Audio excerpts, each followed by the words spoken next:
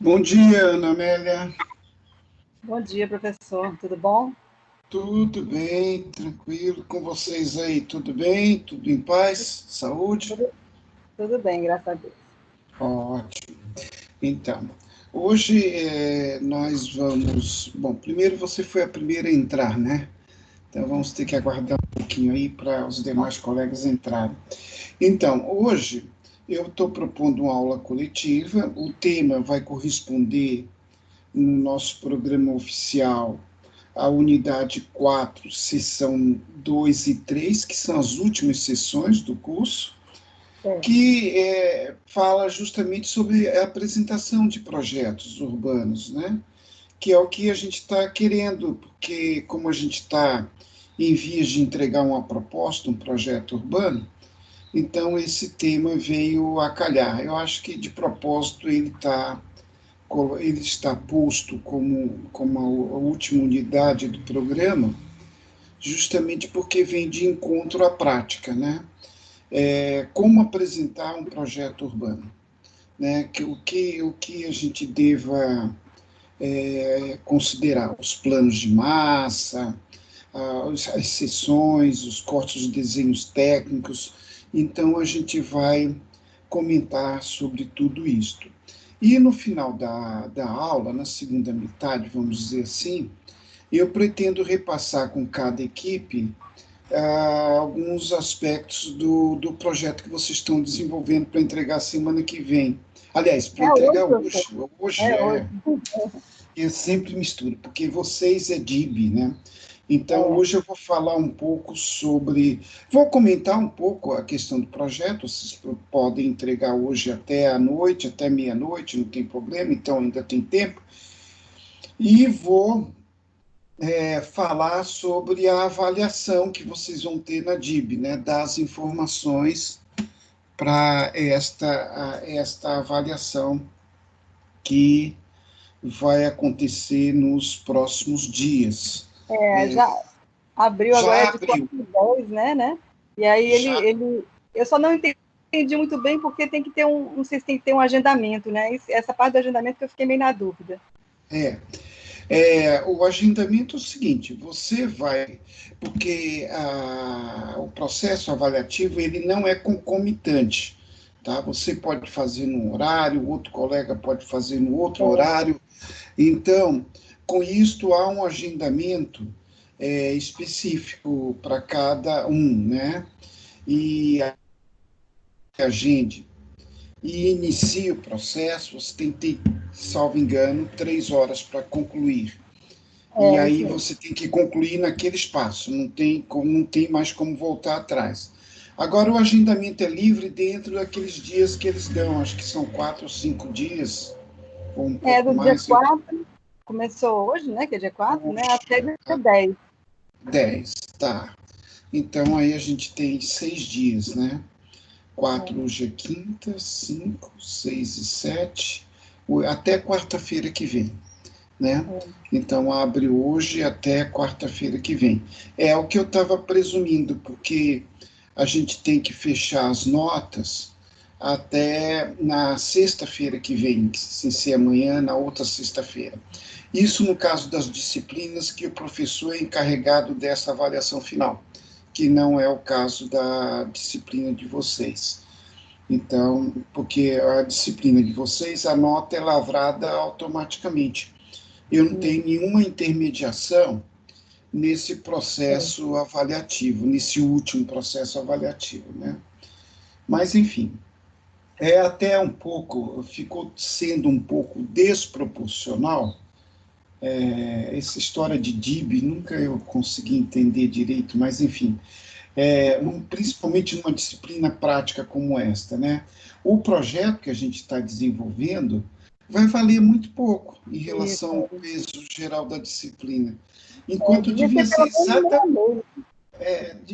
exatamente o contrário, porque o projeto é que vai dar a exercitação e tudo, né? Mas é por isso que tem equipe que não está dando muita bola. Isso é besteira, né? Porque o projeto é a oportunidade de praticar. Não vai valer muito ponto na avaliação, mas o que eu vou fazer? mas o que dá trabalho, porque teve etapa intermediária, agora já está tendo outra etapa e tudo mais, e é porque a gente escapou da prática, né? Porque em condições normais a gente teria ido a Miguel Alves, feito uma visita em loco, etc., né? Então, eu acho que o pessoal tem grupo, tem um grupo, né, que eu nunca atendi. Nunca atendi, eles nunca apareceram para mim atender. Eu sei Mas que eles eles mandaram existem, o projeto? mandaram, eles mandam o trabalho. Eu acho que eles assistem a aula depois, né? Eu posto no AVA, né? Mas eles nunca se interessaram. É porque Eu não eu sei. percebi que. A última aula, professor, você postou? Porque parece que a Luma É, tentou. a última aula eu terminei não postando. Eu gravei, está gravada. Eu vou postar hoje, porque é um acúmulo de aula, porque nós começamos a fazer atendimento de orientandos, né? E eu tenho 7 orientandos, né? 7. Vocês sabem, a professora Aline e a professora Jacinta, elas não estão orientando, quer dizer, elas estavam orientando, mas aí os orientandos dela terminaram sobrando para outros professores, né? Então, cada orientando é uma aula que a gente baixa também. Então, são 7 aulas por semana a mais, né? Então, está dando um congestionamento aqui para me baixar a aula. Porque quando eu baixo a aula, na verdade, são 2 procedimentos, né? Eu primeiro pego a aula, mando para o YouTube, aí depois do YouTube que eu mando para o AVA. E isso consome um tempo tremendo. Aí, durante esse processo, eu comprometo a rede, né? Para outros fins. Então, eu estou com essa dificuldade, mas hoje a prioridade vai ser a baixar de vocês, porque também os trabalhos de orientação ficaram na expectativa de que o período de quarentena fosse curto. Então, elas não vinham sendo ministradas as orientações, né? Não vinham. E elas foram retomadas agora, faz uma semana e meia. E o pior é 10 que os dias prazos atrás. não mudaram, né, professor? Para a entrega deles. O prazo, eles conseguiram um prazo um pouquinho maior, até o dia 10 de julho. 10 de julho. Só que para nós professores, nós estamos dando aula em dobro, para compensar o período que a gente não estava dando aula. Que não foi culpa nossa, né? Parou a orientação, né? Então, imagine vocês dando aula em dobro, né? Porque o próximo semestre eu ainda não sei como vai ficar. Mas eu desconfio que vocês vão para o TFG 2 no próximo semestre, é isso? É isso mesmo. Tá.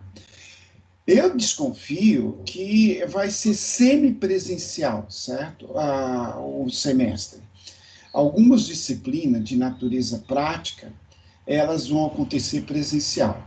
E outras disciplinas, elas vão ser ministradas como a gente está dando atualmente, que não é uma EAD, né? Não é uma EAD, porque a EAD o professor não é tudo gravado em estúdio, vem de São Paulo, né? Então, e a EAD não pode ter mais do que 20% da carga horária de vocês com EAD. Então, é possível, eu ainda não sei, que seja uma coisa parecida com esse semestre e com algumas disciplinas de natureza laboratorial, de computação, essas coisas assim. No caso do TFG, professor. O TFG acho que vai ser como nós estamos dando agora. Eu acho. Eu acho porque só que não vai acontecer o que aconteceu agora, de não estar sendo dado e acumular tudo na última hora. Seria dado desde o início, cadenciadamente, etc, etc. E eu acredito que a avaliação intermediária seja presencial e a avaliação final também seja presencial. Todo mundo com suas máscaras e distante um dos outros. Eu acho que vai acontecer isso, porque não vai ter vacina, né? Agora, de imediato, né? Para o próximo semestre não vai ter, tá? É impossível, tá? E a doença não acaba de uma hora para outra, né? Exato. E a gente tem a questão dos grupos de riscos, né? Mas, além da questão do grupo de risco, todas as pessoas, potencialmente, todos os alunos, convivem com pessoas de risco, de uma forma ou de outra, né? Em dados momentos, né? Convivem. Então, são transmissores potenciais. E é sabido que a escola, ela é um ambiente muito propício para a transmissão, né? Todas as escolas, as de criança, então, nem se fala. É porque muitas crianças, muitas mesmo, são assintomáticas. Então, a coisa pode se propagar, né? Então, houve caso lá na França de que foi aberta as escolas e depois foi fechada novamente, porque com a abertura das escolas houve um crescimento nas ocorrências tal, né? E esses países ricos, que foram os primeiros que passaram por isso, eles têm condições, por exemplo, de numa sala de aula colocar uma carteira 2 metros uma da outra. Nós não temos. A Pitágoras tem, porque está com pouco aluno, pode perfeitamente fazer isso, né? Mas eu digo as escolas de um modo geral. E como a orientação para ensino vai ter que ser de ordem geral, né? Eu ainda não sei como é que vai ficar. Nós estamos aguardando aí, né, esta situação. Existem alguns professores que são de grupo de risco, inclusive no meu caso, e outros mais, e aí eu acredito que vai ter uma orientação de confinamento para esses professores. Ou serão despedidos, que é o que a gente está desconfiado que vai acontecer, né? Meu Deus. É certo que haverá dispensa de professores agora, porque houve uma queda muito grande no ensino superior de um modo geral, particular, né? Então, é impossível para as instituições manterem o mesmo número de professores que vinha mantendo. Isso aí é certo, tanto no nosso caso, na nossa instituição, quanto nas outras. E é bom lembrar, por exemplo, que na Pitágoras, a gente, no momento, a gente tem 13 professores arquitetos, fora outros professores que não são arquitetos no curso, tá? E a instituição que se aproxima mais da gente tem sete professores.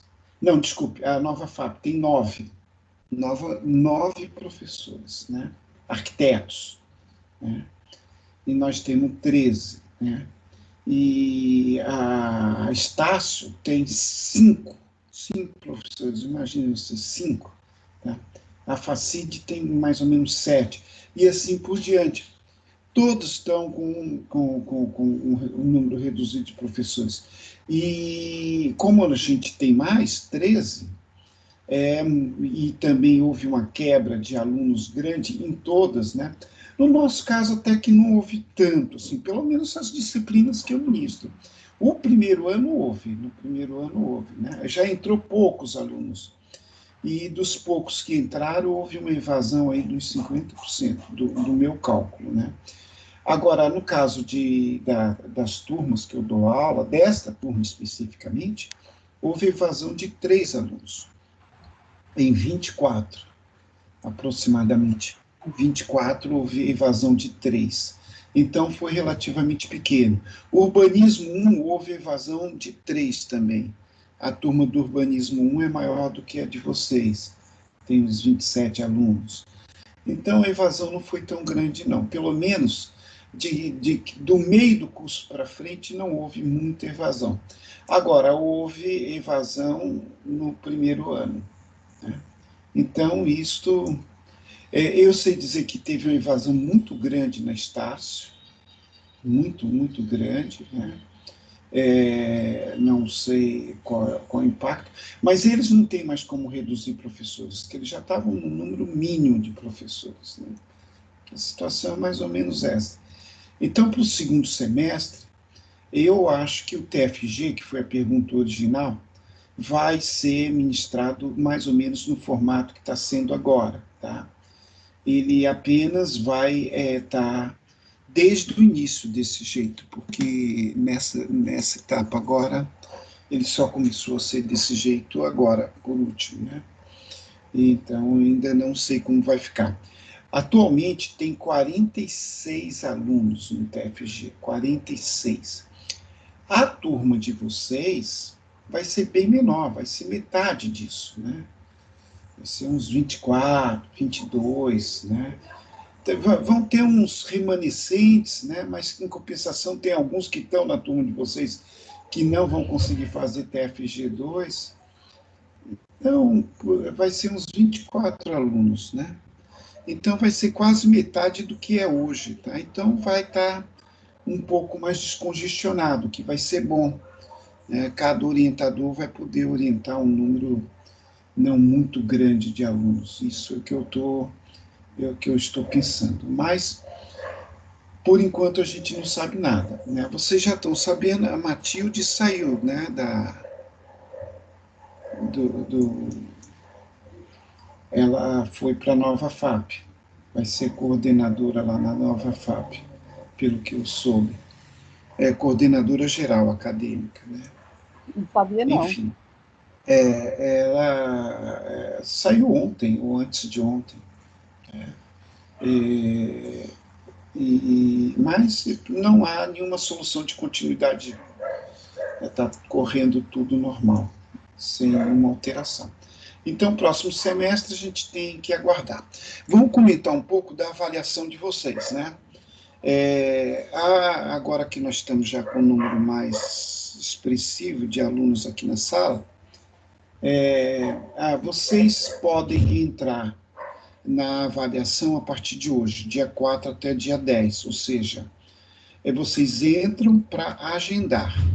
Vejam bem e tomem cuidado. Uma vez agendados, vocês não podem mais mudar a data, tá certo? E tem que entrar naquele horário especificamente, tá?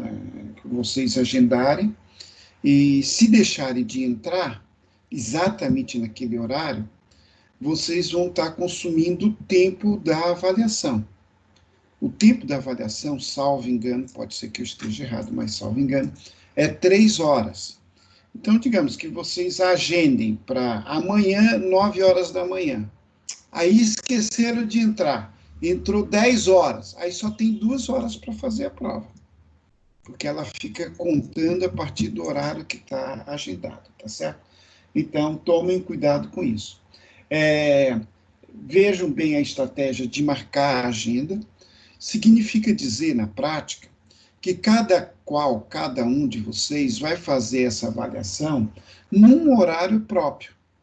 Tá? Essa avaliação vai ser diferente de um aluno para outro, embora certamente não, com certeza, vai invocar os mesmos conteúdos, né? Mas teremos perguntas diferentes e teremos ordem diferente, porque nós não sabemos ainda, nós professores, nem os coordenadores, não sabemos ainda a prova, né?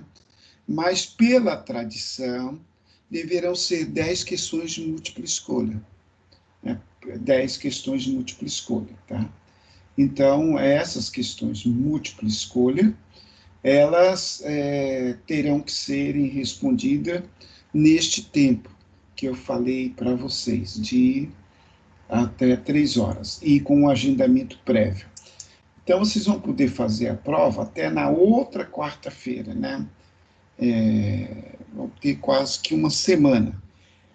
E as notas serão lançadas até o dia dos namorados, dia 12, sexta-feira, né? Pelo menos as disciplinas que não são DIB, que é Urbanismo 1, que eu leciono, Maquete, essas disciplinas eu tenho que lançar a nota até o dia 12. Por isso que às vezes eu confundia com vocês, né? Chegava, o trabalho de vocês é dia 12, mas não é. O de vocês tem que ser hoje, porque eu tenho que lançar até amanhã, porque corresponde à nota parcial 2, tá certo? Então, lembrando, hoje até meia-noite, até de madrugada, se quiserem, vocês podem entregar o trabalho em definitivo, tá certo? E Aí amanhã eu vou estar dando a nota, eu acredito que essa nota vai ser sistematizada já no sábado, essa nota parcial 1.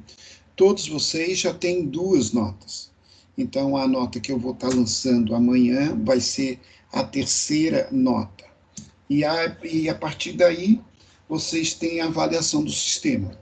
Lembrando que é importante todos estejam conscientes que a avaliação do sistema é que tem peso maior.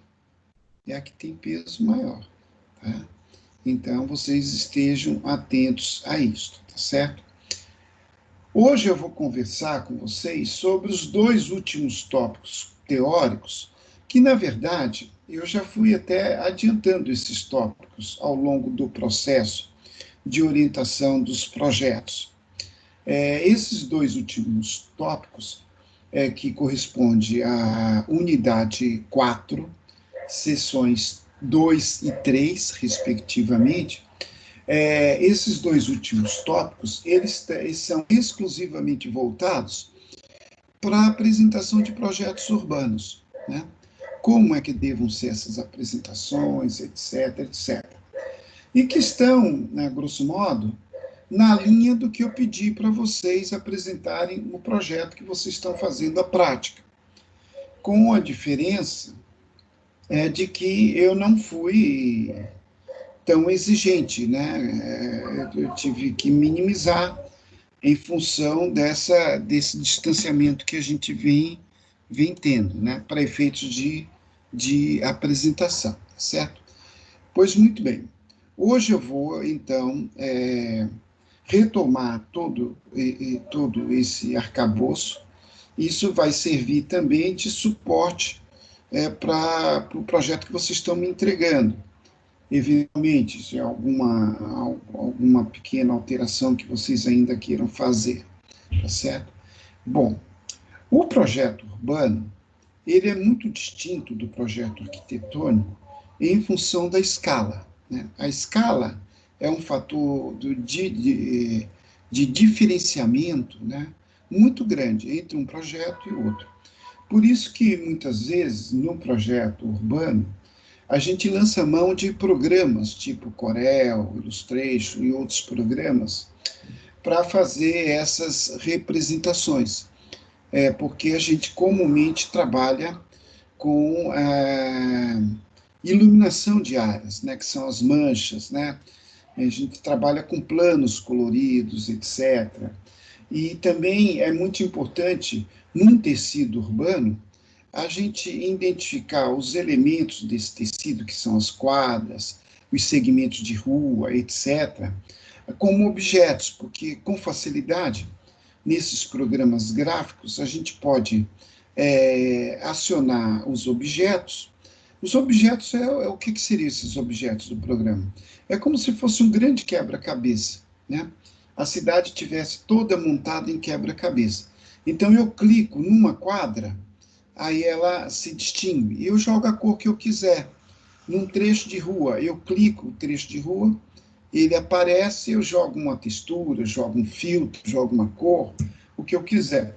Então, esses programas facilitam muito nesse sentido. O AutoCAD não é assim, né? O AutoCAD, não sei se vocês sabem, é um programa que foi originado na área de engenharia mecânica.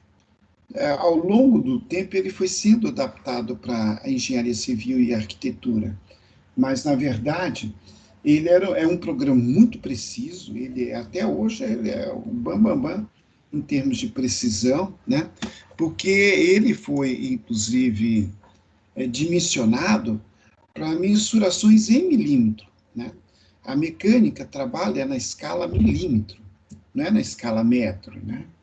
A marcenaria, a serralheria trabalha milímetro, a marcenaria trabalha centímetro, né? O design, de modo geral, trabalha centímetro, a arquitetura trabalha metro. Vocês veem que é uma diferença muito grande de precisão. Então, o AutoCAD, ele foi desenvolvido para a mecânica. Então, por ele entrar tanto em detalhes, ele se torna pesado quando a gente vai trabalhar em planos maiores, como, por exemplo, nos planos urbanos, ele fica pesadíssimo, e fica difícil, ainda mais se a gente for colorir planos, né? Aí tem que ser um mega computador para conseguir dar conta. Então, o AutoCAD, a gente trabalha na questão urbana em situações localizadas, em zooms, né? Num momento que a gente queira, por exemplo, fazer um corte de uma via pública, uma secção, né? Etc. Mas, em geral, a gente lança mão de outros programas, inclusive programas cartográficos, que existem programas que trabalham mais com cartografia, que são programas à semelhança do Corel e do Illustration, só que eles já estão afinados com as coordenadas cartográficas, né? E facilitam bastante também. O fato é que a gente tem que ver o espaço urbano num outro padrão de escala muito grande. Então, a gente vai trabalhar com que tipo de escala no urbano? Olha, não existe uma regra rígida em relação a isso, até porque vai depender da parte da cidade que a gente esteja trabalhando. Se a gente estiver trabalhando com a cidade como um todo, a gente vai estar trabalhando com escalas de 1 para 10 mil, 1 para 20 mil, né, 1 para 5 mil, etc. Se a gente está trabalhando numa escala de planejamento local, que é o planejamento de uma parte da cidade, de um centro de um bairro, do centro da cidade, como vocês fizeram no caso aí, desse trabalho que eu propus, vocês vão trabalhar, normalmente se trabalha com escala de 1 para 500, 1 para 1000, 1 para 2000, são as escalas mais consagradas, são as escalas mais usuais, tá certo? Tá. Enfim, muito importante no, no projeto urbano a gente ter a apreensão das massas, né? Há uma tendência, em função da limitação das escalas serem muito grandes, de se trabalhar muito nas plantas, né, nas plantas cartográficas. Mas a gente precisa ter muita visão das massas de vegetação, das massas de edificação. Por isso que, formalmente, eu sempre peço levantamento de densidade construtiva, né, os blocos de 4 pavimentos, de 10 pavimentos, eu sempre peço isto, porque isso possibilita a gente ter uma ideia das massas, né, e a gente evitar esses conflitos, né.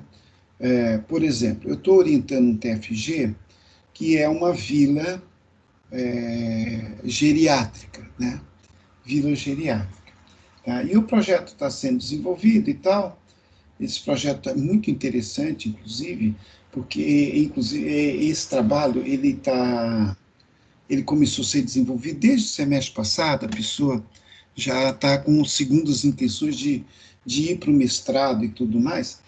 Então, ela começou a trabalhar muito antes, então tem muitos conceitos envolvidos e tal.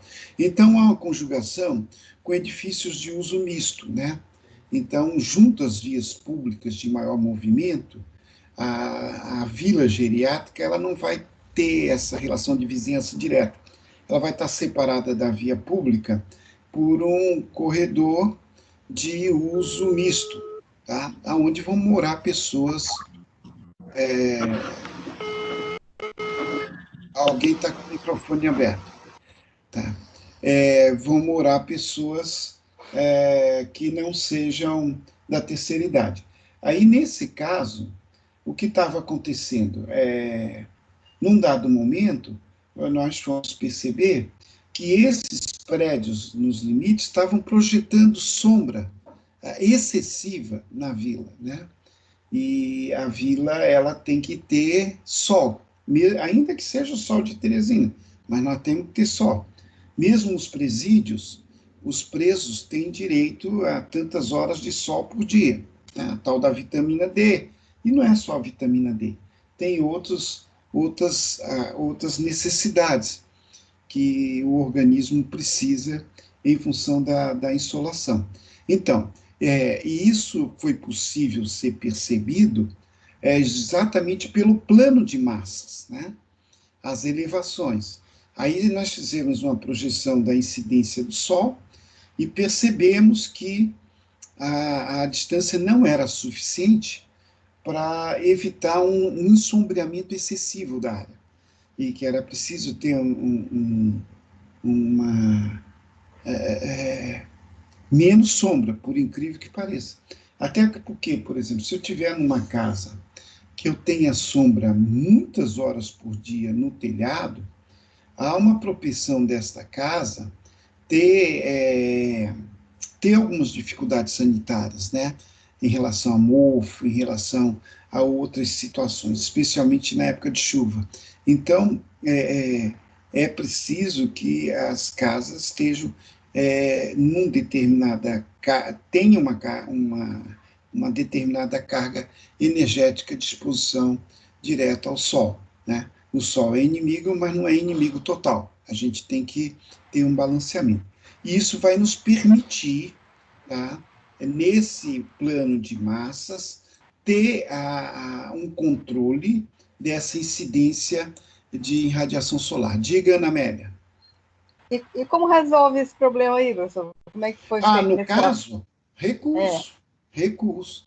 Né? Nós tivemos que ampliar a área de recuo, redimensionar o projeto, né? O número de unidades que a gente conseguiu no projeto foi um pouco menor, tá, do que a expectativa inicial. E no recuo foi possível a gente fazer uma espécie de alameda, onde foi colocada a pista de caminhada, né?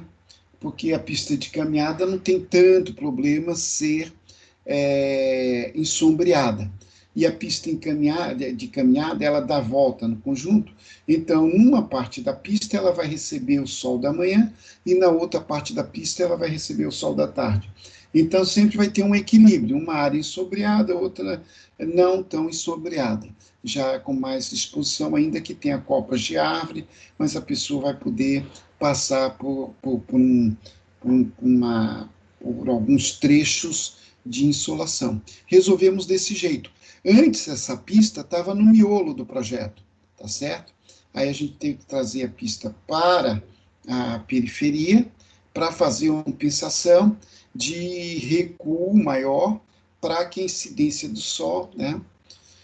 Eu falei desse exemplo, lembrando que na questão urbana é importante, então, a gente ter essa percepção das alturas, das curvas topográficas, né? A gente vai estar trabalhando com morro, por exemplo, Ouro Preto, né? Aquelas ribanceiras, as ladeiras, né? A questão das proximidades junto aos rios, a preocupação com as cotas de inundação, muito importante também.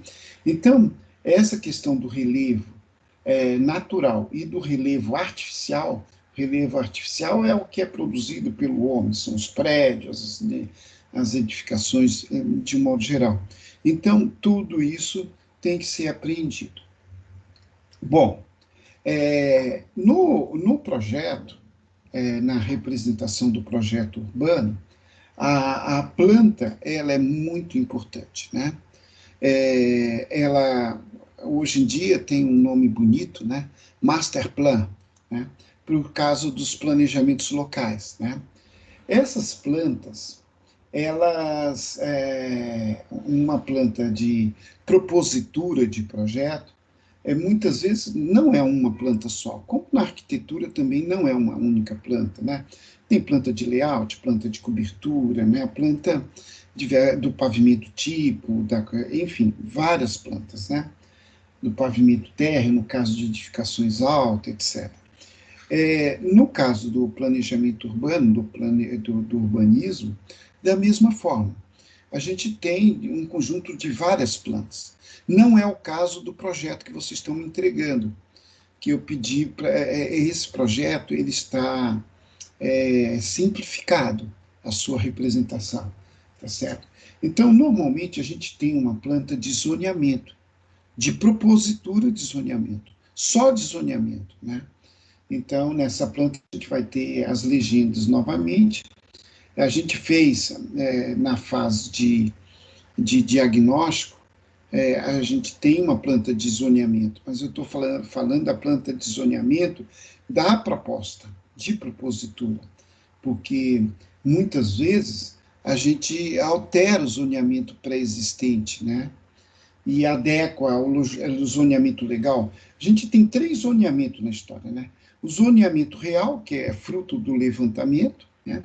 Temos o zoneamento legal, que é o que a legislação prescreve, que não é igual ao que está na realidade, porque ao longo do tempo a cidade ela vai sendo construída e tudo mais, e as atividades vão se acomodando nos espaços, e a legislação vai surgindo depois, e aí ela tem que conviver com atividades que já eram pré-existentes, porque isso se configura como direito adquirido. Tá? Então, se eu tenho um magazine, né, digamos, num bairro, esse magazine já estava lá numa época em que a legislação permitia. Aí vem uma legislação e diz, não pode ter mais magazine naquele bairro. Eu não vou destruir o magazine, eu tenho direito adquirido, porque ele foi construído em conformidade com a lei vigente na época, tá certo? Então, o zoneamento do levantamento não é igual ao zoneamento legal, tá certo? Zoneamento legal é zoneamento desejado para aquela área num determinado horizonte de tempo. Diga, Ana Amélia. Mas no caso de uma indústria, por exemplo, que já estava lá no local, dependendo do tipo de indústria, ela teria que ser retirada? A sua pergunta foi ótima. Foi muito, muito boa mesmo. A gente teve o caso, inclusive, aqui em Teresina, do Curtume Europa, né? O Curtume Europa, ele funcionava ali perto do Acarape, vizinho ao Acarape. Era um mau cheiro tremendo, né? Porque trabalha com couro animal, usa ácidos e tem material orgânico em decomposição, exala um cheiro terrível e tal. Então, quando ele foi construído, ali era a zona rural, né? Então, ele foi construído num local que perto do Matadouro, a localização do Curtume, tanto é que o bairro é o bairro Matadouro, né? Existia um matadouro antigamente funcionando ali, e o Curtume tratava o couro que vinha do matadouro. O Curtume cresceu, começou a receber couro de outras procedências e tudo, e a cidade foi crescendo também, e a legislação, claro, proíbe indústria naquela área, que era uma área residencial. Só que o Curtume tinha, em tese, direito adquirido, mas, nesses casos, são feitos 2 procedimentos, né? Um procedimento de readequação da atividade aos limites toleráveis, né? Por exemplo, de exalar cheiro, de descarga de dejetos no rio, porque eles jogavam ácidos nos rios, né? De emissão de poluentes pelas chaminés, tá? E tudo isso mais. Até seria permitido que o Curtume continuasse funcionando lá, se ele atendesse essas medidas, inclusive a construção de uma estação de tratamento de esgoto próprio, antes da emissão dos dejetos no rio, etc, etc. O Curtume, durante uns 4, 5 anos, tentou atender essas prescrições. Eu falo disso com uma certa facilidade, porque eu que estava em cima do Curtume, né, na época, né, que depois foi comprado ainda pelo meu futuro patrão depois, que foi seu João Claudino. Seu João Claudino comprou esse Curtume. Aí ele terminou levando para fora da cidade. E eu fui um dos indutores. Eu disse, seu João, é besteira se eu querer continuar insistindo nesse Curtume lá. As exigências legais são grandes. Antes, eu que exigia, depois que eu fui contratado lá pela empresa, na verdade, eu já não era mais o coordenador do plano da cidade. Tá? Então, já não estava mais envolvido com isso. Eu já tinha ido para São Paulo, já tinha voltado e tal, que eu fui para São Paulo fazer o mestrado, aí voltei e tudo. Aí eu entrei no grupo, o Curtume tinha sido recém-adquirido pelo seu João, e eu digo, olha, seu João, esse Curtume já foi multado N vezes, está na justiça com N processo de multa e tudo, porque ele não está se readequando. Os antigos proprietários chegaram a construir uma estação de tratamento, né? Mas o mau cheiro e as reclamações persistiam e tudo, ele não se readequou, teve que fechar.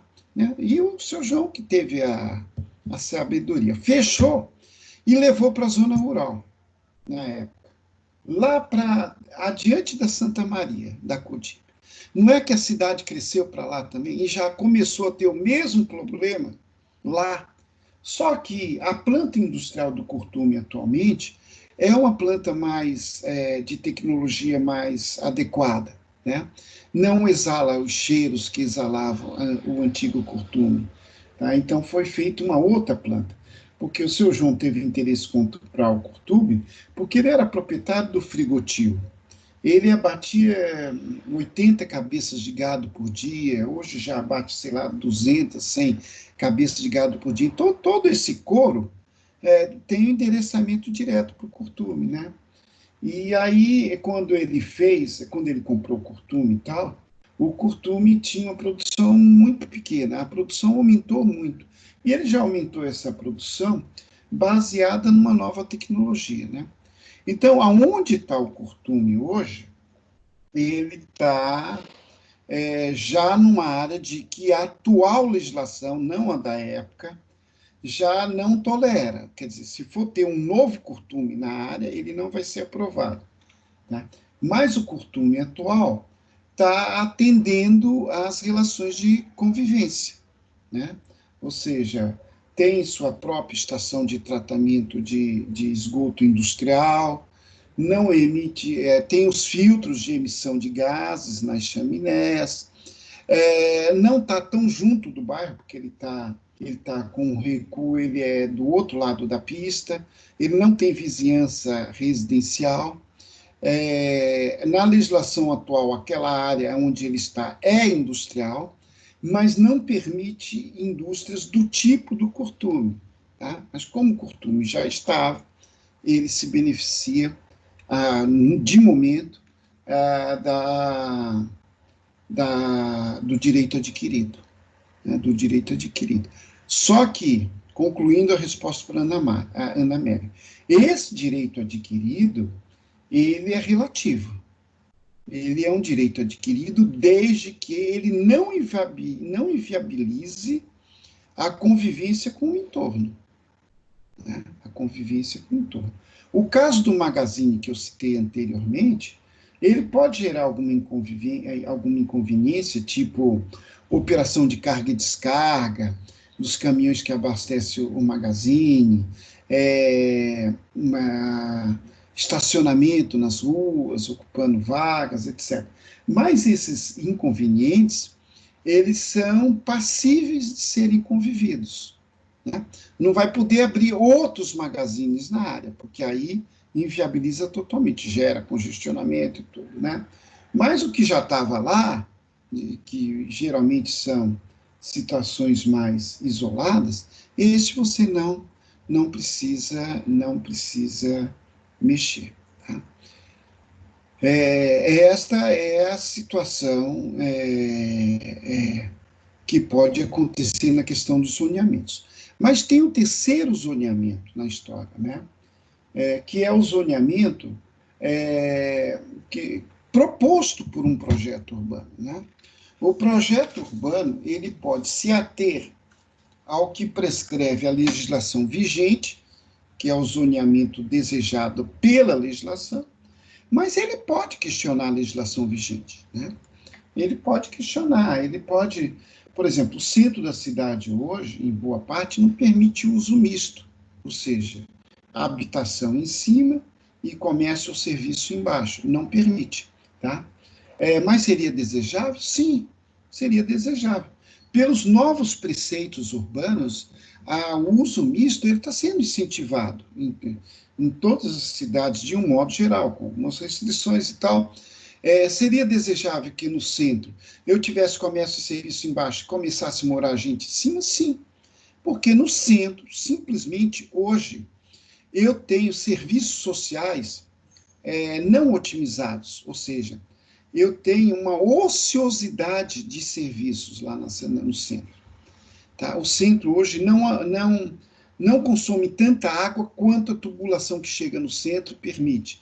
Não consome tanta energia quanto a rede que existe lá demanda. O centro é totalmente ocioso à noite, totalmente ocioso nos finais de semana. Então, eu poderia colocar gente para morar lá? Posso. Eu tenho todas as ruas asfaltadas. Essas pessoas indo para lá vão demandar menos transporte coletivo, menos congestionamento, menos demanda de automóvel, etc. Vão usufruir uma rede de esgoto já existente. Lembrando que a cidade só tem 13% de rede de esgoto, mas o centro tem rede de esgoto. Tem rede de energia ociosa, tem cabeação de fibra ótica para a internet, tem o serviço de lixo funcionando plenamente, e assim por diante. Por que eu não posso utilizar esse espaço que está ocioso, né? Com uma habitação de uso misto? Mantenho o comércio e serviço embaixo, porque é o que prevalece, é o que já existe, mas posso ter o direito de construir unidades habitacionais em cima. A legislação atual não permite isso, em boa parte. Tem algumas áreas nas cercanias do centro, ele já permite. Né? O novo plano já está revendo isso, mas ele ainda não é vigente. Ele ainda não é vigente. Então, um projeto poderia corrigir essa situação e propor um novo zoneamento para a área, certo? Entenderam essa questão do zoneamento? Então, eu tenho normalmente uma planta de zoneamento proposto, né? Aí eu tenho a planta de intervenções. Essa planta de intervenções, ela funciona via de regra, a gente vai fazer um indicativo de contorno ou de objeto, a gente vai definir um espaço, ter um perímetro esse espaço e colocar uma cor ou um perímetro e chamar a linha de chamada, vocês conhecem do desenho técnico, a famosa linha de chamada, tá? Essa linha de chamada vai para fora do quadro do desenho e chama alguma situação. Né? Implantação de um polo de comércio para ambulantes e camelôs no centro. Implantação de uma requalificação da Praça Rio Branco. Preservação e restauração das edificações de importância histórica definidas. Tal. Isso pode ser lançado no mapa através do recurso da legenda, ou seja, eu posso jogar uma cor ou uma textura e iluminar no mapa aonde estão essas ocorrências e na legenda dizer o que eu vou fazer. E posso simplesmente fazer a linha de chamada e descrever ali do lado mesmo a situação. Tá? Esse mapa geral, ele vai indicar todas as intervenções. Como muitas vezes há uma sobreposição de intervenções possíveis, então é comum essa planta ser desdobrada em várias plantas. Tá? Então, eu posso ter uma planta só das intervenções relativas à mobilidade. Então, nessa planta eu vou lançar as ciclovias, vou lançar as calçadões pedonais, vou lançar implantação de semáforos, novas vagas de estacionamento, tudo que for relativo à mobilidade. Tá? Pode até acontecer da planta de mobilidade ser, por sua vez, desdobrada em 2 ou 3. Eu posso ter uma planta só para o sistema cicloviário. Se eu estivesse fazendo um projeto no centro de Teresina, por exemplo, fosse representar as intervenções propostas no centro, E na área de mobilidade, certamente eu teria que destacar uma planta especificamente para o pedonal, né? Então, onde eu vou iluminar e definir localização de todas as intervenções necessárias para, para facilitar a circulação pedonal, tá certo? Então, aí eu vou ter as faixas de pedestres, eu vou ter as rampas nas esquinas, tá? Eu vou ter o tratamento de piso que eu esteja especificando para circulação pedonal e tudo mais, tá? E limpo dessa planta, tiro dessa planta as intervenções que eu esteja fazendo em relação à circulação dos veículos individuais, que eu posso lançar em outra planta. Nessa outra planta eu teria os bolsões de estacionamento, os estacionamentos privados, as mãos de direção, o trânsito, como é que ficaria, os semáforos para regulação dessa circulação, etc., né? Os pisos elevados nos locais de conflito com a circulação pedonal, etc., etc., né? E, inclusive, os impedimentos de acesso, por exemplo, horários que os caminhões podem entrar, pode não entrar no centro, tudo mais. Eu estou comentando de propósito uma situação mais complexa, que é o centro da cidade, para vocês verem que a gente pode lançar mão de várias plantas. Às vezes, quando é uma situação mais simplificada, toda a mobilidade pode ficar numa planta só, mas às vezes pode ficar em duas, em três, em quatro. No centro, eu lançaria mão de 4 plantas só para mobilidade, para representar as intervenções possíveis no centro, né? Lançaria mão de uma planta só de mobilidade cicloviária, as ciclovias que chegam, os estacionamentos das bicicletas, as ciclofaixas, etc. Lançaria mão de uma planta só para circulação dos veículos individuais, né, como eu já tinha comentado, outra planta só para circulação de transporte coletivo, né, os ônibus, os pontos de ônibus, os terminais, etc. Lançaria mão de uma outra planta para circulação pedonal, que eu também já comentei, e, eventualmente, eu poderia lançar mão de uma 5ª planta só para circulação de carga e descarga e veículos de tipo corpo de bombeiro, ambulância, etc., né? Então, vocês vejam só como há um desdobramento. E outra coisa, eu poderia ter uma planta de referência só para a implantação da circulação de acessibilidade, né? De acessibilidade, né?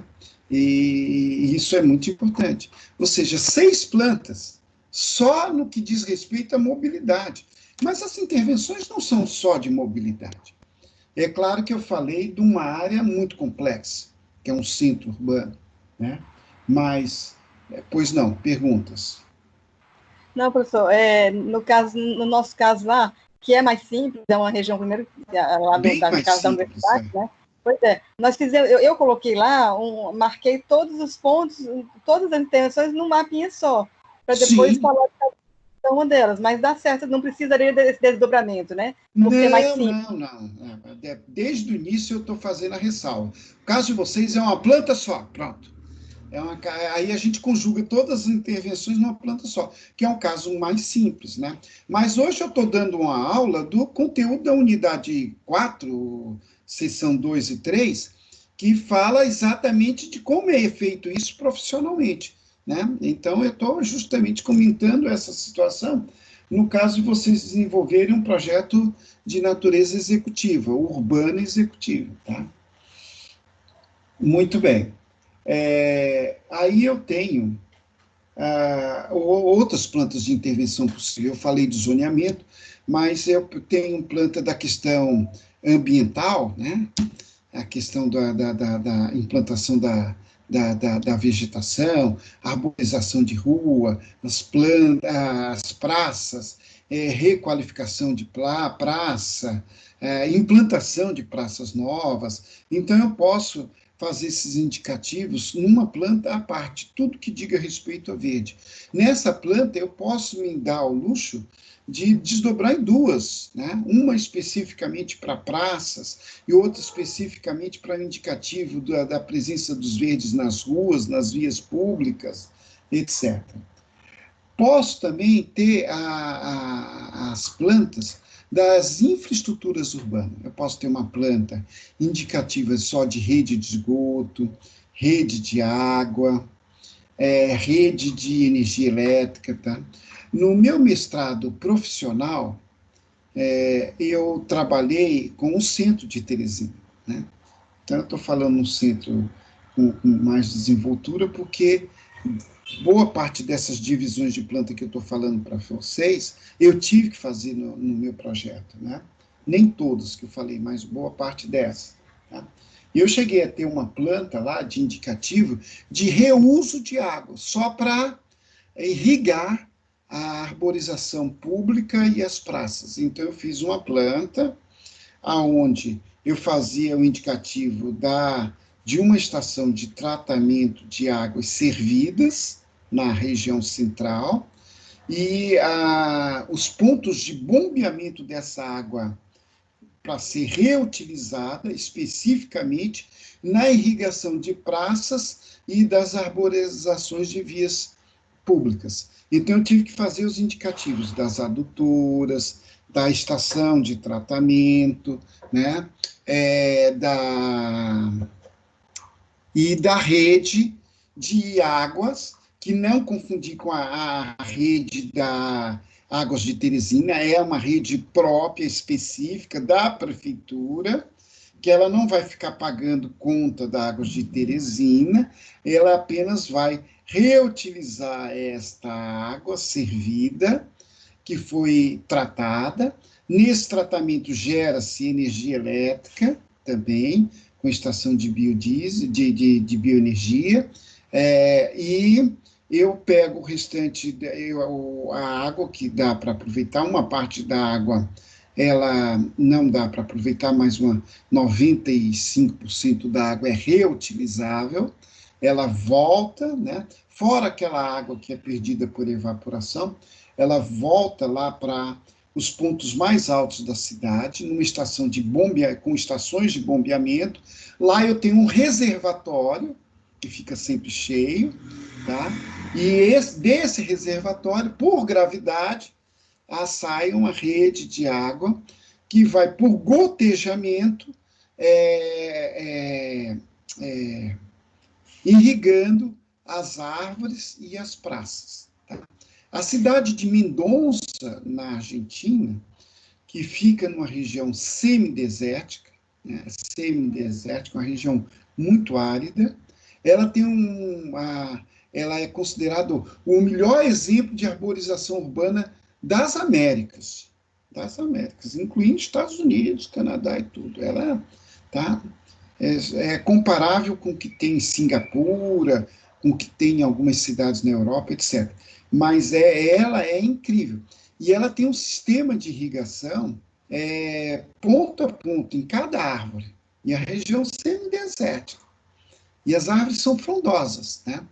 E é interessante disso tudo, quem tiver oportunidade mais à frente e tal, quando acabar a nossa prisão, quando vier um alvará de soltura, né, para a gente sair do confinamento e tal, plenamente, porque a gente vai ter um estágio de prisão vigiada, né, que é no segundo semestre. Ninguém vai ficar livre totalmente, né? Ninguém vai poder ficar livre totalmente. Aí a gente vai, quando for possível, lá em algum tempo bom, vocês irem a Mendonça, vale a pena. Mendonça é a maior referência que a gente tem de paisagismo urbano, né? É uma cidade que deve ser visitada. E é interessante que o sistema original na parte histórica da cidade foi implantada pelos incas. Imaginem vocês, as valas que alimentam as árvores ainda hoje foram feitos pelos incas, com pedras e com valetes construídos pelos incas, né? Interessante isso, né? Aí a cidade teve a sabedoria de aprender com os índios e implantou com tecnologias mais contemporâneas esse sistema nas outras partes da cidade.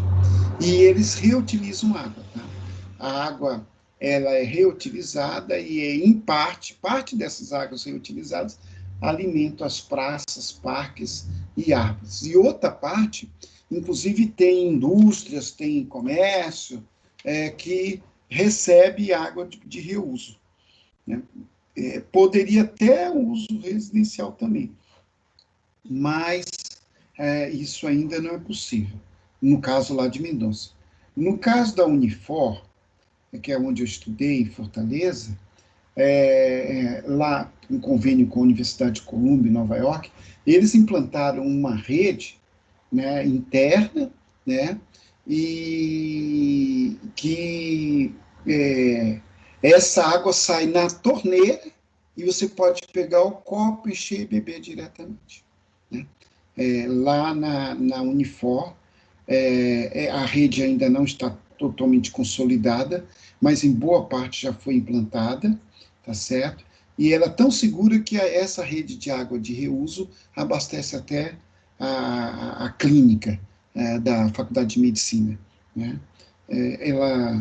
E a Unifor tem um bosque, uma verdadeira mata dentro do campus universitário. Muito bonito, por sinal. E toda ela né, gera energia, não tem autossuficiência de energia, mas uma parte dessa energia serve para algumas demandas lá, mas a água que abastece a irrigação da universidade hoje toda é produzida na própria universidade. A Universidade de Columbia, em Nova York, também é assim. Eles foram pioneiros, e de lá houve esse convênio e foi já implantado na Unifor. Tá? E foi baseado nisto que eu propus a rede para o centro da cidade, pela necessidade que o centro tem de áreas ensombreadas, de arborização mais intensa, e nós temos uma herança boa de 10 praças no centro, 11 praças no centro, então essas praças deveriam também receber essa irrigação, para não depender de águas de Teresina, que é muito caro, né? Seria inviável. Então, eu tenho eu falei de reuso, eu terminei me empolgando, falando em detalhes, mas, na verdade, o que eu queria exemplificar é que, na área de infraestrutura, eu posso ter indicativos de iluminação pública, de energização pública, de serviços de água convencional, serviços de água de reuso, serviços de esgotamento sanitário, plantas indicativas de drenagem, plantas de redes de fibra óticas, etc. Então, eu posso ter esse indicativo, né? Ou seja, quando o projeto exigir algum desses serviços, eu faço a planta. Quando não exigir, não há necessidade de mostrar as plantas, tá? Então, vocês perceberam que eu tenho aí múltiplas plantas possíveis numa apresentação de projeto urbano. E essas escalas podem variar, vai depender da parte da cidade que a gente esteja trabalhando. Né? Então, é comum, muitas vezes, a gente trabalhar com zoom, ou seja, a gente está trabalhando numa área grande, como eu estava falando do centro da cidade. O centro da cidade não é pequeno, é uma área grande. Né? Aí, em determinadas situações, eu posso dar um zoom e jogar numa escala maior, que dê visibilidade, numa parte desse trabalho. Assim como também eu tenho trabalhos que são repetitivos, por exemplo, o padrão de paginação de uma calçada, que vai ter aqui o revestimento tátil, né, para deslocamento de acessibilidade, e vou ter uma paginação de piso, padrão de meio-fio, leito de via pública, etc. Tal.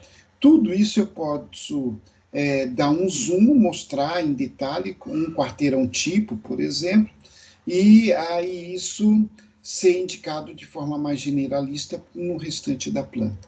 Eu não vou precisar desenhar nessa escala, porque haja papel e projeto, seria desnecessário. Eu vou fazer uma representação simbólica, simplificada, para o conjunto do centro todo e vou dar um zoom numa determinada parte e especificar, né? Caso, por exemplo, do projeto da equipe da Ana Amélia, que trabalhou lá na área universidade. Nós trabalhamos numa escala de anteprojeto, numa escala simplificada. Mas se fosse o caso de ter trabalhado numa escala mais detalhada, por exemplo, eu teria que especificar o padrão dos passeios públicos, né, estabelecer padrão de sarjeta, um corte esquemático, né? Vocês propuseram a implantação de uma pequena praça na área, então teria que ver como é que seria o padrão esquemático dessa praça, etc. Alguém pode dizer, mas isso não é projeto de paisagismo? Antes do projeto de paisagismo. O projeto urbano, ele indica e pré-dimensiona as grandes intervenções. A partir desse pré-dimensionamento, tá, a gente manda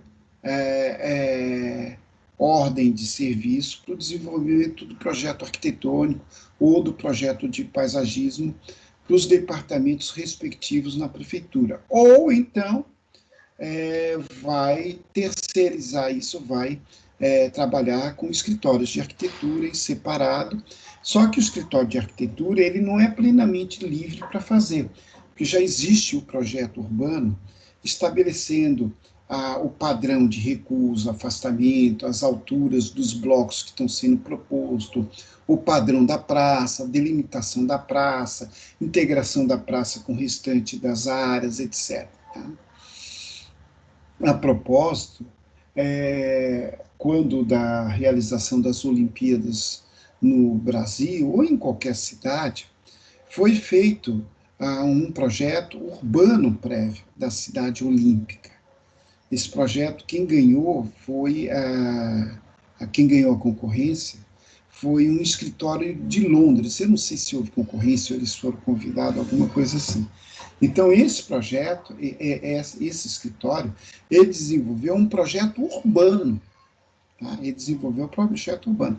Ele localizou onde seria o velódromo, onde seria o parque aquático, como é que seria o esquema geral de circulação, as áreas verdes, a necessidade de proteção da lagoa, lá de Jacarepaguá, o plano de remanejamento de uma favela que existia lá, a criação de um bairro próximo para receber esta favela que foi deslocada. Então, houve um plano de parcelamento de solo, com arruamentos, etc. e tal. Então, depois que esse projeto estava pronto, aprovado, e que passou pelas concessionárias de serviço de água, de energia, de tudo mais, é um projeto consolidado. Nesse caso, foi um projeto executivo urbano. Aí que entra a arquitetura, aí que entra o paisagismo. Aí eles desdobraram esse projeto em N projetos, muitos projetos. Projeto de paisagismo da praça principal, projeto de paisagismo da área junto à lagoa, o projeto cicloviário, que existia uma ciclovia, existe lá ainda hoje essa ciclovia, o projeto do velódromo, o projeto do parque aquático e tal. Então, aí os vários escritórios, muitos escritórios, foram contratados a partir do projeto urbano. Só que o projeto urbano ele já estava compatibilizado, por exemplo. Ele já sabia que ia ter que criar uma subestação elétrica para rebaixamento de tensão, para atender o parque, mas que, por sua vez, cada equipamento desse ia ter que ter uma subestação elétrica própria. Tal. Então, existia um projeto já de alimentação energética, disso tudo. Então, os arquitetos que foram contratados, eles já sabiam que iam ter que destinar uma área para uma subestação elétrica para abastecer aquele ginásio de esporte, que teria que ter um gerador, no caso de faltar energia e tal, esse gerador teria que ficar em tal lugar, que teria uma cabeação saindo do gerador, um quadro de compensação, etc. Tal, e que teria uma rede de esgoto, que a captação da rede de esgoto seria em tal ponto, um ponto de gravidade adequado, mais baixo, onde passava a rede de esgoto. Eles sabiam por onde que ia entrar água nesses equipamentos, eles já estavam sabendo também os gabaritos, qual a altura máxima que ele poderia desenvolver o projeto de arquitetura dele, a área destinada à implantação do equipamento, etc. Então, ele já estava relativamente municiado de informações, mas também estava cerceado esteticamente, né? Havia padrões assim de alturas, de volumetria que ele teria que seguir e tal. Então, o projeto vai sendo desenvolvido, tá? O escritório lá de Londres acompanhou o desenvolvimento de todos esses projetos, né? Ele aprovava e tentava compatibilizar esteticamente, não no sentido de criar um conjunto, porque cada edificação teve a sua própria cara, teve a sua própria imagem, mas assim, de compatibilizar minimamente um com o outro e tal, e de acompanhar se os projetos atenderam efetivamente cada um desses, né? Aí depois são contratados outros escritórios para acompanhar a implantação do projeto. Implantação do projeto urbano, implantação do projeto, né? Aí são escritórios diferentes, né? Eles seguem o projeto do escritório lá de Londres, mas aí esses escritórios, eles vão fazer os relatórios de acompanhamento, de implantação, eles vão trabalhar com cronogramas de etapas de implantação, porque ali era várias empresas trabalhando concomitantemente, ao mesmo tempo. Então, tinha que compatibilizar tudo isso, né? Para que houvesse minimamente harmonia. Tá? Bom, mas aí são outros detalhes. O importante é que vocês tenham tido a compreensão de como é que funcionam na prática esse projeto urbano e como é que é a relação dele com as intervenções arquitetônicas, as intervenções de paisagismo e as intervenções de engenharia, né? Engenharia hidráulica, engenharia elétrica, as várias engenharias que têm que se submeterem a tudo isso, tá certo? Deu para compreender? Eu vou falar agora de planta humanizada. Vou dar um intervalinho para mim pegar a minha água, e aí vocês vão lembrando de alguma pergunta para fazer, eu volto já.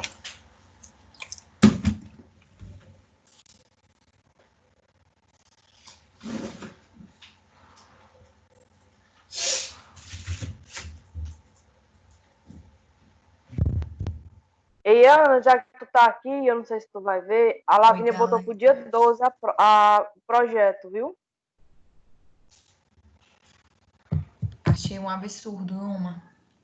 Mulher, ela bota pro dia 15 e do nada traz pro dia 12. A gente tá querendo adiar as coisas, a gente tá querendo adiar as coisas, ela bota. Ih, já! Luma, pede aí, ela gosta de ti. Claro, ela nem me respondeu quando eu perguntei, claramente. Ela não responde tá ninguém. revoltada comigo, porque, enfim. Gostei não, viu?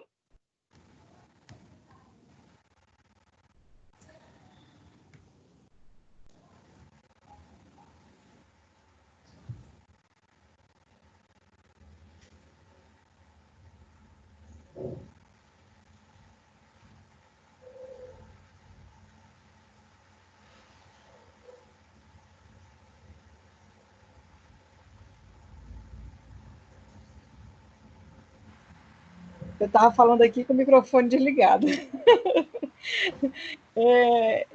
Luma, mas vocês falaram com ela a respeito dessa mudança, que era do dia 15 e agora ela antecipou. Eu acho que, como o Paulo falou, foi por conta do... Eles têm um prazo, né? Parece que até a próxima semana, até a próxima...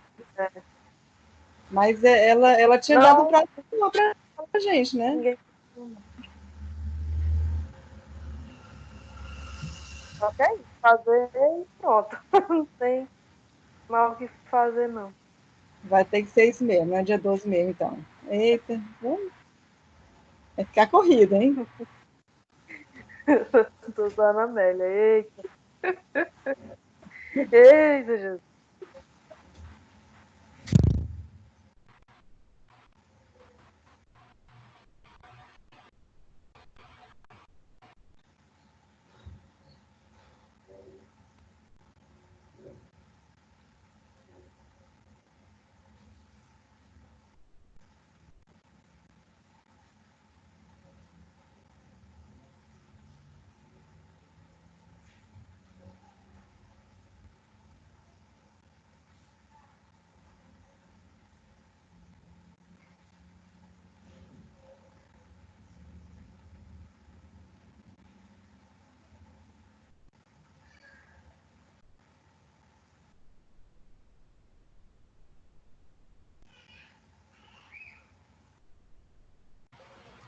Eluma, eu vou te passar novamente o texto lá do trabalho, viu? Que eu fiz umas modificações, eu enxuguei um pouquinho o texto, e então vou passar ele para depois vocês colocarem as outras coisas, né? Aí vou passar para você, para o Emerson, para a Citra. Eu queria te passar nesse copo para tu juntar, pensei que era tu que ia juntar. Não, mas eu de qualquer jeito vou passar agora para vocês verem, mas eu não sei, é melhor, não sei quem é que vai juntar não, porque depois tem que botar para PDF, né, essas coisas. Não, mas eu boto para PDF, mas tu que tá estruturando o texto aí, melhor. Não, pois é, o texto eu já vou mandar o texto, que eu acho que eu não vou mais modificar não, toda hora que eu olho eu quero modificar alguma coisa. Não, mas pelo amor de Deus. Não, mas eu dei uma enxugada, eu achei que ficou um pouco melhor. Então, vou repassar para vocês. Beleza. É para enviar pelo WhatsApp dele, né? Eu acho que é. Não, deve ser pro e-mail, né? Vamos perguntar aí para ele já também na aula dele. Ele sempre pede pelo WhatsApp, aí eu não fiquei na dúvida.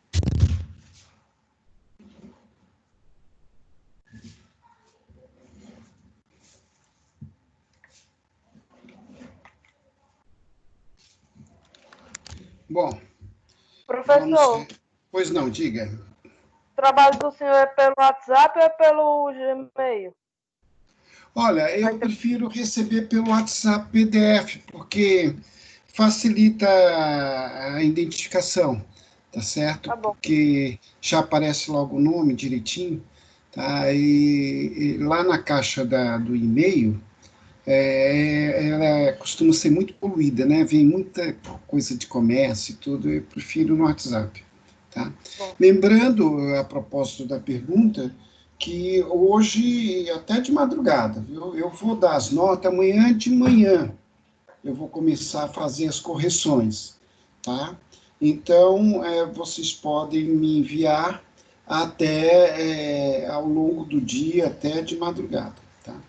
Daqui a pouco eu vou dar um espaço para a gente tirar dúvidas específicas das equipes, alguém que queira fazer alguma coisa. Eu só antes vou comentar mais 2 itens que estavam lá na nossa unidade, que é importante comentar, né?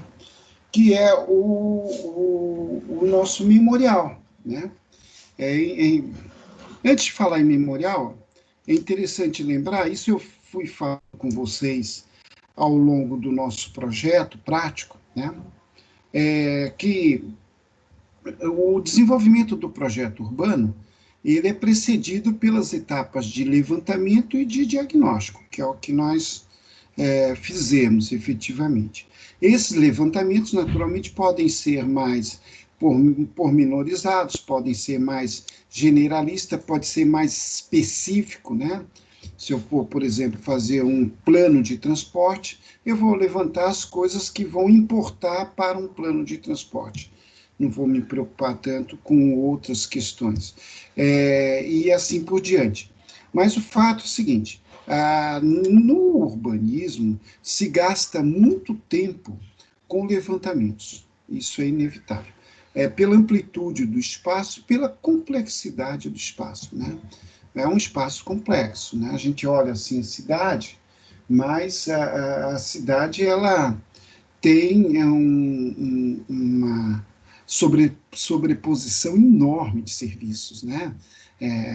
Existe, por exemplo, uma rede de entrega de correspondência do correio, existem as rotas operacionais do caminhão de lixo, existe o serviço de varrição pública, existe uma rede de água, existe uma rede de energia, as redes de telecomunicações, elas se sobrepõem, porque cada operadora tem sua própria rede, às vezes uma comunga da rede da outra, tem as operadoras de TV a cabo, enfim, e temos a parte mais convencional das cidades, né? A questão da mobilidade, a questão ambiental e tudo mais. Então, a gente olha o espaço urbano, não percebe, assim, numa primeira vista, o tanto que esses espaços são complexos. Então, quando a gente vai coletar informações, dados, a gente tem essas... gasta-se muito tempo. Um plano diretor, 70%, 80% do tempo de um plano diretor é gasto com levantamento de dados e organização e sistematização desses dados, né? Principalmente no que diz respeito à espacialidade das informações, fazer com que essas informações sejam distribuídas no espaço, sejam mapeadas, né? Isso é muito importante. E depois nós temos o diagnóstico, né? O diagnóstico é uma etapa mágica, importante, e que corresponde ao projeto de arquitetura, à definição do programa de necessidades e do partido arquitetônico, né? De como é que nós vamos intervir. Esse diagnóstico é um momento de deflagração do projeto propriamente dito, né? Quando a gente vai fazer as leituras desses dados, a sobreposição desses dados, uma leitura cruzada desses dados, e aí vamos definir esse diagnóstico.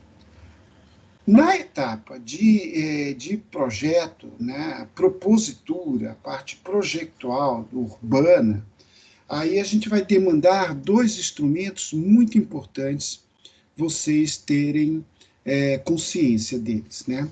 O memorial descritivo, né? E o memorial justificativo, né? O memorial justificativo, ele, em tese, pode existir na arquitetura também, mas no meio urbano, mais ainda. É um memorial que vai justificar as intervenções, né? Proposta. Né? Via de regra, a gente tem um conjunto de intervenções. Não vai se propor pontualmente uma intervenção somente, mas um conjunto de intervenções. Então, esse conjunto de intervenções, ele é justificável, né?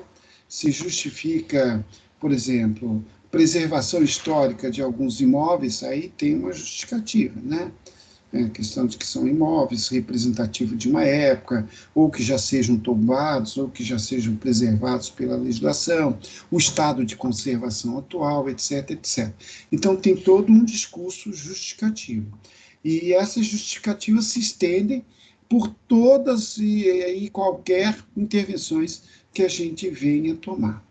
E a gente tem o memorial técnico, né? O memorial técnico é um memorial descritivo das intervenções, né? Qual a solução tecnológica adotada, quais são os recursos materiais que nós vamos ter. E muitas vezes, além desses 2 memoriais, a gente tem necessidade de um cronograma, né? Um cronograma de intervenções. Porque no meio urbano, as intervenções, elas conflitam, né? Com o funcionamento da cidade, conflitam uma com as outras. Por exemplo, tudo que tem que ser feito no subterrâneo, em tese, deveria ser feito antes, né?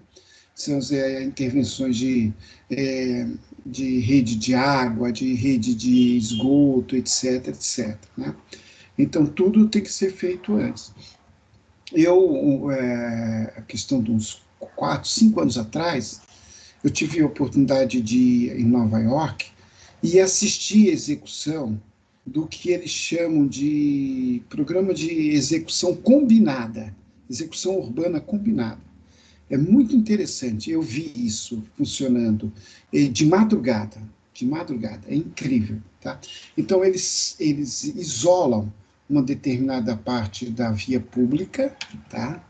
E num determinado faixa de horário, a partir das 8 da noite, começa o movimento, eles vão isolando e tal, e isso vai acabar às 7 horas da manhã, no dia seguinte isso continua, e não ficam os residuais de tapume, mas como se trata de Nova York, a cidade não pode parar. Então, o que acontece? Naquele período, várias empresas estão trabalhando na renovação das estruturas urbanas que, porventura, existirem lá, né? Vegetação, cabeação de fibra ótica, água, esgoto, etc. Tudo que tiver de intervenção para ser feita naquela quadra, ela vai ser feita de forma combinada, né? Com todos os interventores trabalhando ao mesmo tempo, tá certo? É uma obra limpa. Quando dá 7 horas da manhã do dia seguinte, está tudo desimpedido, as pessoas voltam a circular nas calçadas e tal.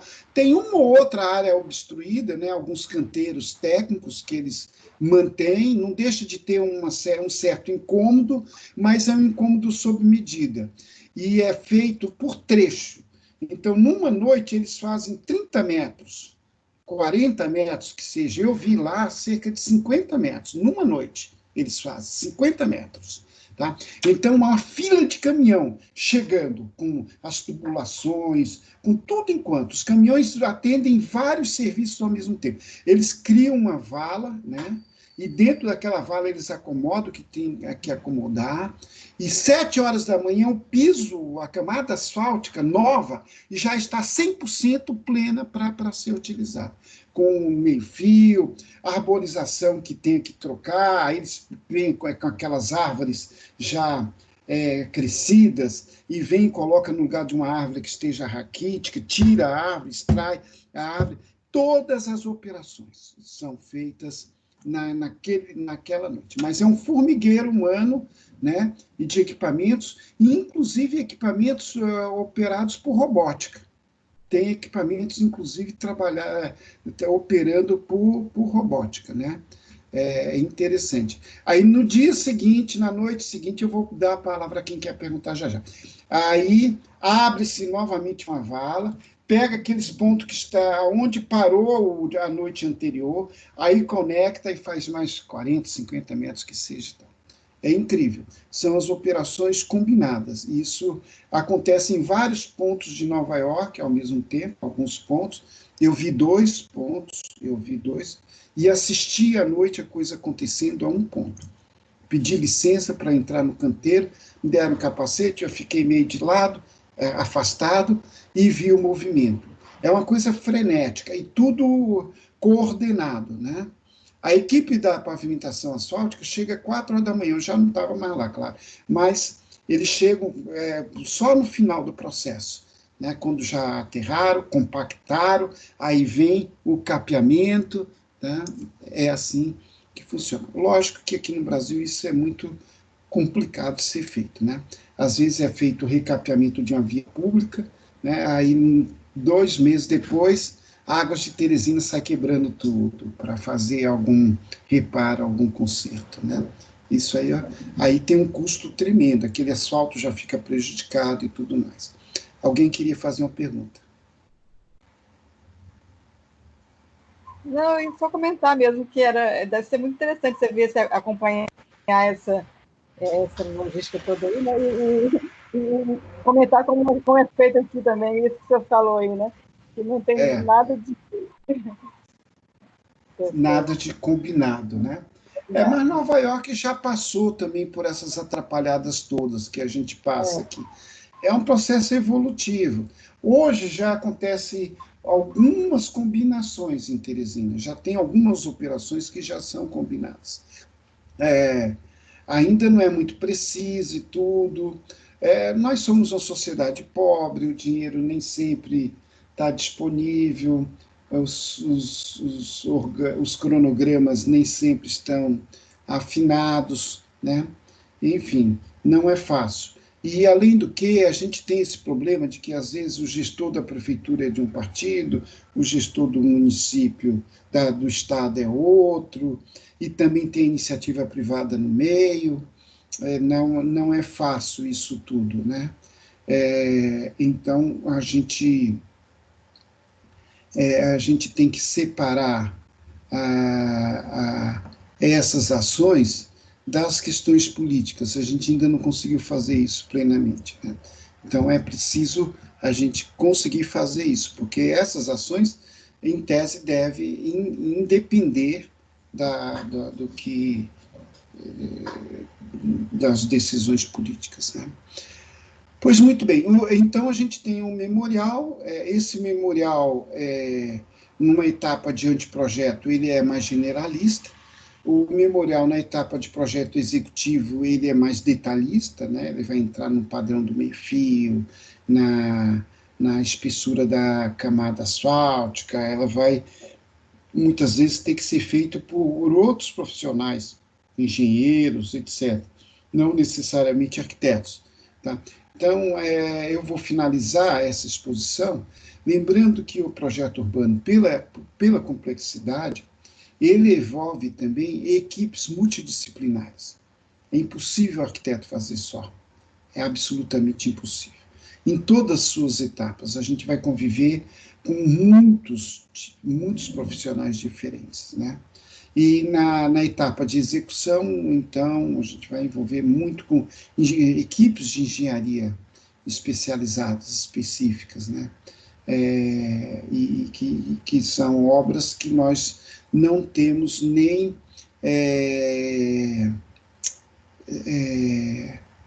segurança não, nós não somos, não nos é permitido juridicamente executar, né? É de atribuição específica de outro profissional, não necessariamente nós. Como, por exemplo, a questão das arborizações, etc. Aí é o profissional de agronomia, né? O engenheiro que vai atender esta demanda, né? Eu acredito que lá, no caso de Nova York, como eles remanejavam plantas, plantavam tudo, eu acredito que tivesse um profissional de engenharia agrônomo acompanhando isso, né?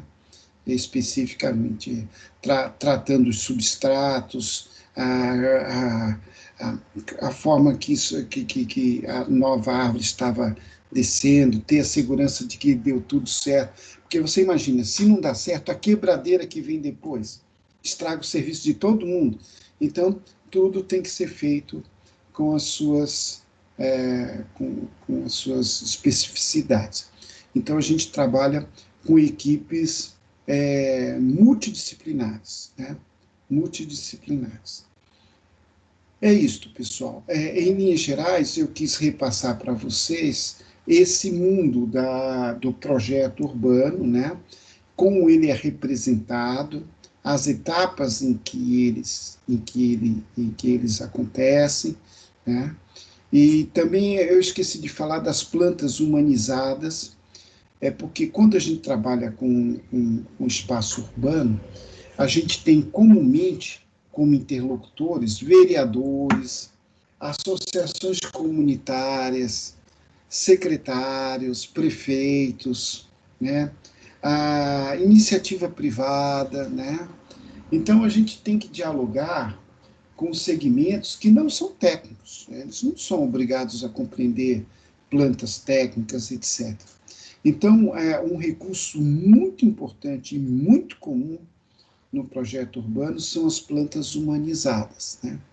Essas plantas humanizadas, a gente lança a mão de recursos 3D, né?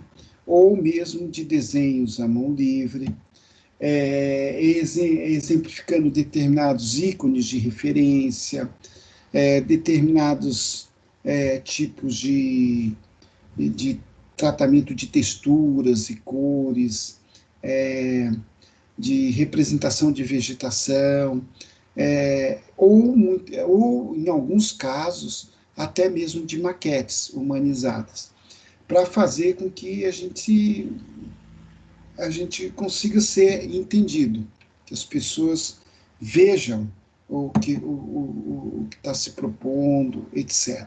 Tá? Então, essas plantas humanizadas são muito desejadas, são muito interessantes. Hoje em dia existe uma tendência muito grande no planejamento urbano de se trabalhar com mão livre, né? Com aquarelas, com perspectivas simplificadas, aquareladas, né? Elas impactam e geram uma comunicação, um feedback muito interessante, muito importante. As plantas 3D são muito usadas também. Às vezes elas são um pouco duras, né? Porque há conflitos de escalas, né? Como a escala é muito grande, a gente vai representar um espaço grande, os prédios eles saem tão pequenininhos, não dá para a gente ter uma, uma representação mais detalhada, né? Ele fica muito, ele some na escala.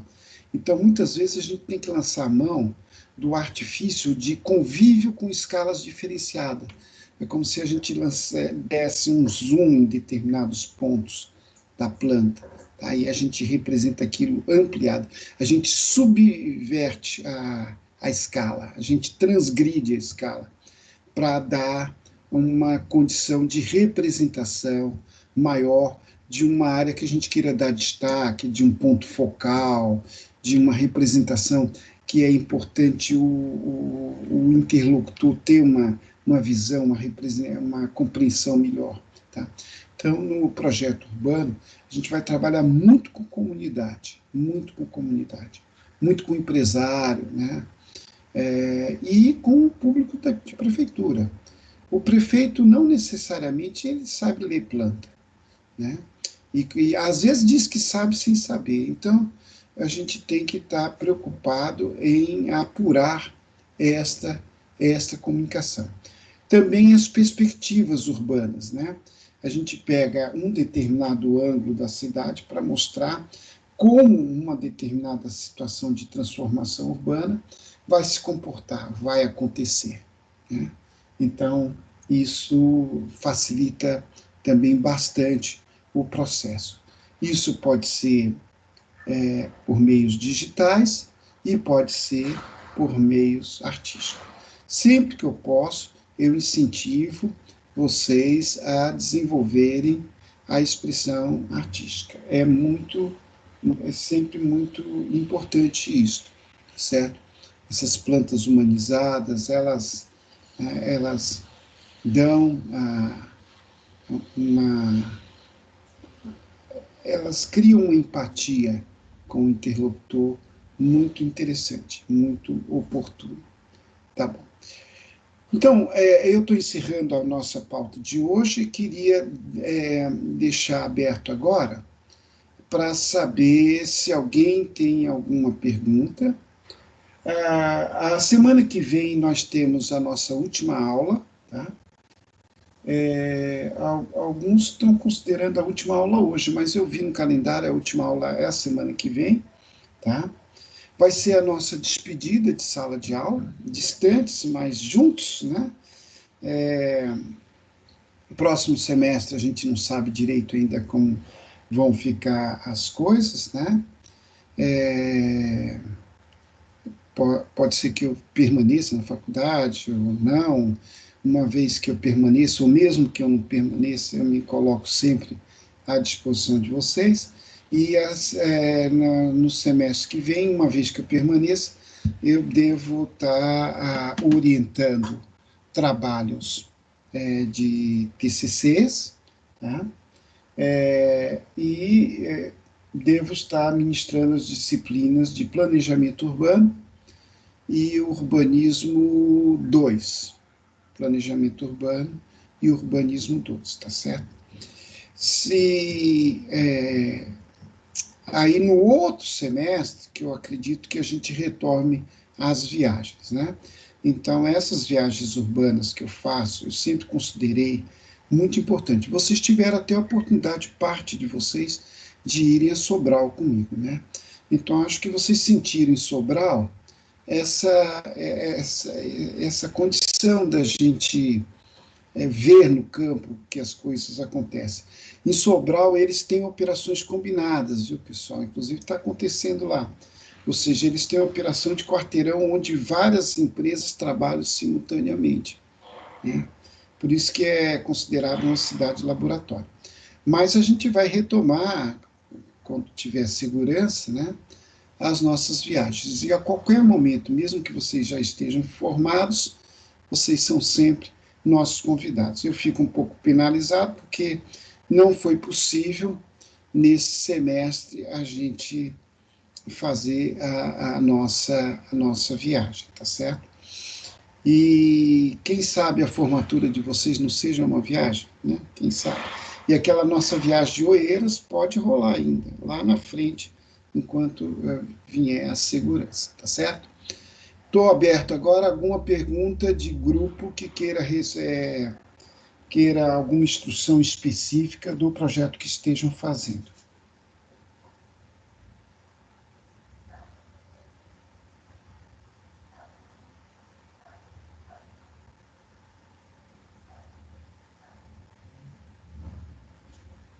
Em Pois não. relação a esses memoriais aí, porque assim, eu estou explicando no trabalho o que a gente fez, as propostas, o que se trata, né?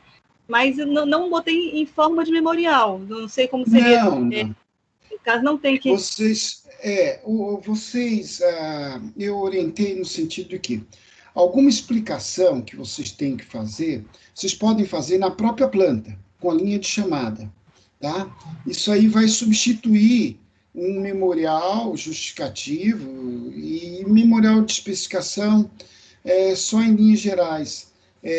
Na planta, vocês façam alguma chamada especificando ou explicando alguma situação mais importante, mais relevante.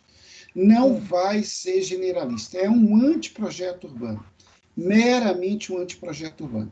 Então, não precisa fazer esse memorial, não, tá certo? Mesmo que a gente fosse fazer o trabalho de Miguel Alves, mesmo que a gente fosse fazer, a gente não ia chegar nesse estágio, não seria possível chegar nesse estágio. Diga, né?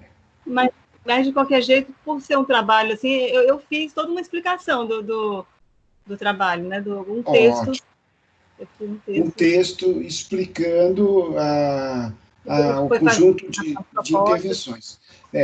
Esse texto aí, ele equivale ao que a gente chamaria de memorial justificativo. Talvez teria que ter algumas mudanças, né, em relação de como eu coloquei, sabe? Mas de qualquer jeito, não deixa de explicar as propostas. Já é lucro, Ana Amélia. Já fez além do que eu estava esperando receber.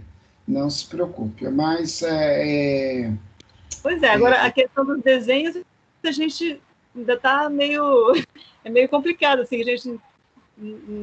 Bem, estamos tentando fazer aqui, não sei se a gente vai acertar, se é realmente isso, mas pela sua explicação e pelo que a gente viu na unidade 4 também, tentar seguir mais ou menos aquilo, mas, assim, por exemplo, o Emerson conseguiu bem, ele fez lá o centro de convenções, ele fez a volumetria, tudo.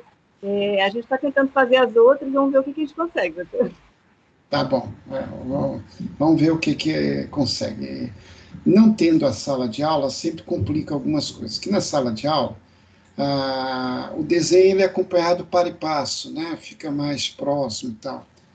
A gente tem que fazer esses descontos. Mas eu creio que vai dar tudo certo, pode ficar tranquila. Tá bom, professor, obrigada. Nada. Pois então, pessoal, até a próxima aula, né, que é na quinta-feira que vem, que será o nosso último encontro. Nesta aula vocês já vão ter a avaliação, a nota da avaliação. A gente pode comentar alguma coisa em relação aos projetos. E eu quero aproveitar a aula para intercambiar um projeto de uma equipe com as demais equipes, né? Para que todos tenham um pouco conhecimento do que foi feito pelas outras equipes. E isso vai acontecer na nossa próxima aula, tá bom? Por hoje, então, só. Fiquem em paz, com saúde e fiquem em casa, tá? Principalmente. Até mais. Um abraço. Tchau. Tchau.